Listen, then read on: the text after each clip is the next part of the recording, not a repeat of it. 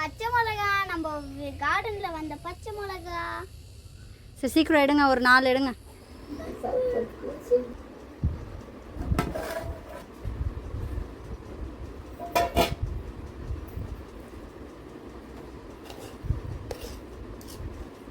என்ன கொத்தமல்லி புதினாவா? ஆமா. எதுக்கு இது? எதுக்கு இதுனா நம்ம பிரியாணி செய்ய போறோம்.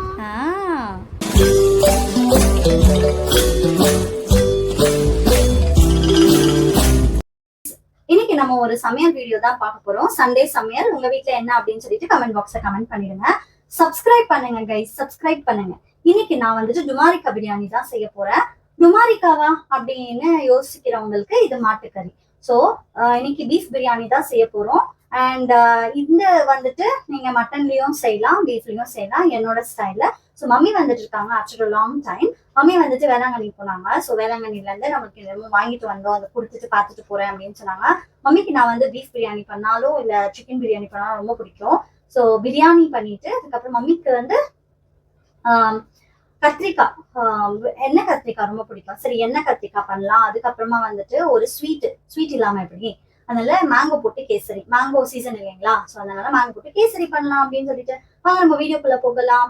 அண்ட் இப்போ என்ன பண்ற போறேன்னா சூப் தான் பண்ண போறேன். சூப் எப்படி அப்படின்னு சொன்னா கறி போட்டுட்டு கொஞ்சோண்டு தண்ணி தேவையான அளவு ஊத்திட்டு அதுல வந்துட்டு நான் வந்து கரம் மசாலா, மிளகாத்தூள், தனியாத்தூள், உப்புத்தூள், ஜிஞ்சர் கார்லிக் பேஸ்ட், அதுக்கப்புறமா ஒரு வெங்காயம் கட் பண்ணி போட்டுட்டு ஒரு 3/4 வேகிற வரைக்கும் விட்டுடலாம் அப்படின்னு சொல்லிட்டு வாங்க.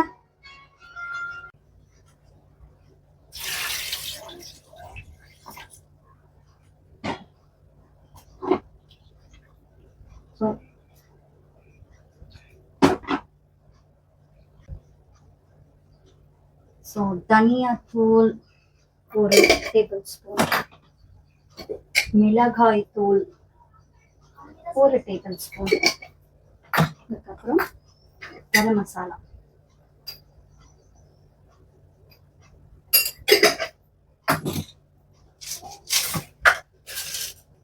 உப்பு தேவையான அளவு,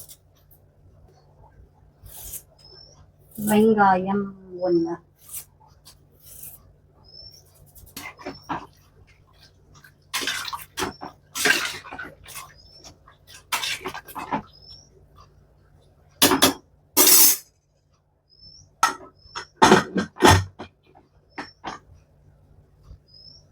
இப்போ வந்துட்டு நம்ம பிரியாணிக்கு தேவையானது எல்லாமே எடுத்து வச்சிருக்கோம். இதை நம்ம வந்துட்டு கிளீன் பண்ணிட்டு எடுத்துட்டு வந்துடணும்.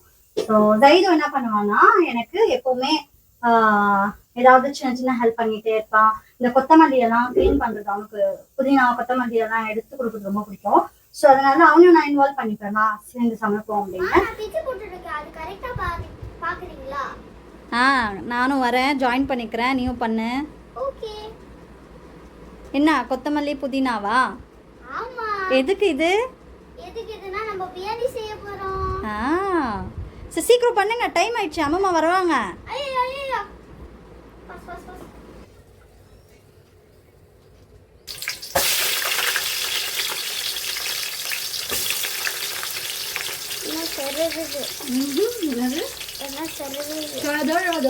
அப்படிதான் ஆகும்.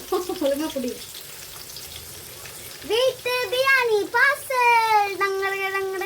எண்ணெய் சூடான உடனே ஒரு 3 பெரிய வெங்காயம், அதுக்கப்புறமா லவங்க, பட்டை, ஏலக்காய், ஜாதிபத்திரி, அதுக்கப்புறம் கடல் பாசி போட்டுட்டு நான் நல்லா ஃப்ரை பண்ணிக்கிறேன்.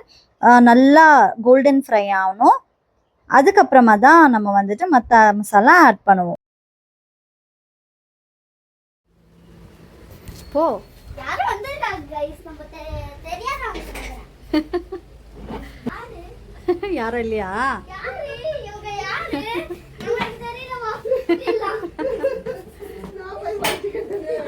ஒழிஞ்சுக்கினாங்களா? ஆமாம்மா தொரு. எப்படி இருக்கீங்க?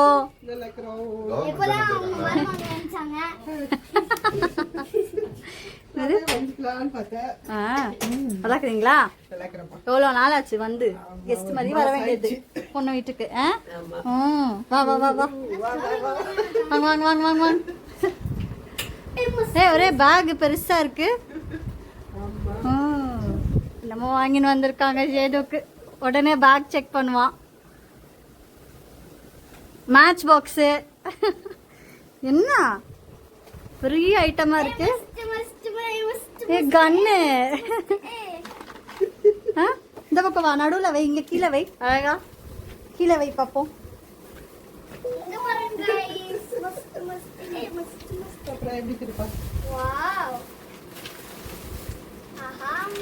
வந்த உடனே இதெல்லாம் பண்ணிடணுமா? கொஞ்ச நேரம் உட்கார வை, தண்ணி கொடு. நம்ம வீட்டுக்கு யாராவது வந்தாலே நம்ம வந்துட்டு கிச்சனில் கான்சன்ட்ரேஷன் போயிடும். அதனாலேயே கொஞ்சம் நிறையவே கோல்டன் ப்ரௌன் ஆயிடுச்சு. ஆனாலும் இது நல்லா தான் இருக்கும். ஸோ டக்குன்னு நம்ம வந்துட்டு ஒரு 3 பெரிய தக்காளி அதே சைஸில் கட் பண்ணி வச்சது, வெங்காய சைஸ்லேயே, அதுக்கப்புறமா இஞ்சி பூண்டு மசாலா, மிளகாத்தூள், தனியாத்தூள், மஞ்சள் தூள், கரம் மசாலா, அதுக்கப்புறம் கொஞ்சம் மட்டன் மசாலா போட்டிருக்கேன். அதுக்கப்புறம் இது எல்லாத்தையுமே நல்லா மிக்ஸ் பண்ணிட்ட பிறகு நல்லா அந்த பச்சை வாசனை, இஞ்சி பூண்டு மசாலா அது போகணும். என்ன எடுக்கிற? பச்சை மிளகா, நம்ம கார்டன்ல வந்த பச்சை மிளகா. சரி சீக்கிரம் எடுங்க, ஒரு 4 எடுங்க. 4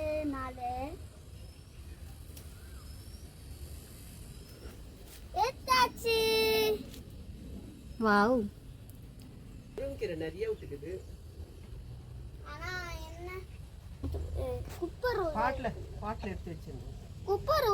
நம்ம போட்ட மசாலாலாம் நல்லாவே பொரிஞ்சிருச்சு. எண்ணெய் தெரிஞ்சு வந்த பிறகு நம்ம வந்துட்டு ஒரு கப்பு தயிர் ஆட் பண்ணிக்கலாம். அதுக்கப்புறமா ஒரு லெமன், பெரிய லெமன் நான் ஆட் பண்ணுறேன். ஸோ அது வந்துட்டு நல்ல ஒரு டேஞ்சினஸ் கிடைக்கும். ஏன்னா நம்ம தயிர் வந்து அவ்வளோவா புளிச்ச தயிர் இல்லை. ஸோ அதனால் நான் வந்துட்டு லெமன் 1 ஃபுல்லாக ஆட் பண்ணிக்கிறேன். அதுக்கப்புறம் எல்லாத்தையும் மிக்ஸ் பண்ணிவிட்டு ஒரு 4 பச்சை மிளகா கீறிட்டு, அதுக்கப்புறமா ஒரு கைப்பிடி அளவு புதினா, கொத்தமல்லி 2யும் அரைஞ்சி வச்சுருக்கேன், அதையும் போட்டுடலாம். போட்டுட்டு நல்லா ஒரு மிக்ஸ் கொடுத்துட்டு அதுக்கப்புறமா நம்ம கறியை போட்டுடலாம்.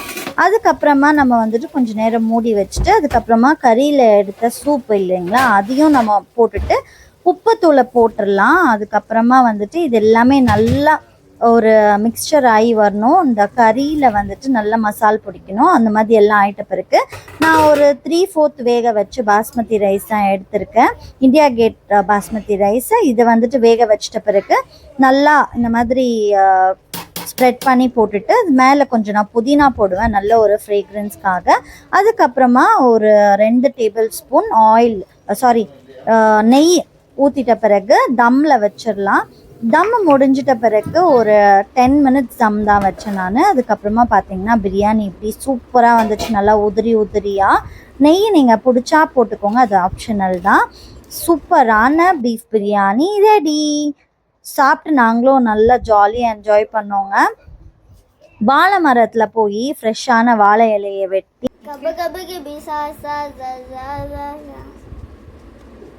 எண்ணெய் கத்திரிக்காய், அதுக்கப்புறமா மேங்கோவில் பண்ண கேசரி, அதுக்கப்புறம் பிரியாணி எம்மியாக இருந்துச்சு. இந்த வீடியோவை பிடிச்சிச்சின்னா மறக்காமல் நம்ம சேனலை சப்ஸ்கிரைப் பண்ணிக்கோங்க.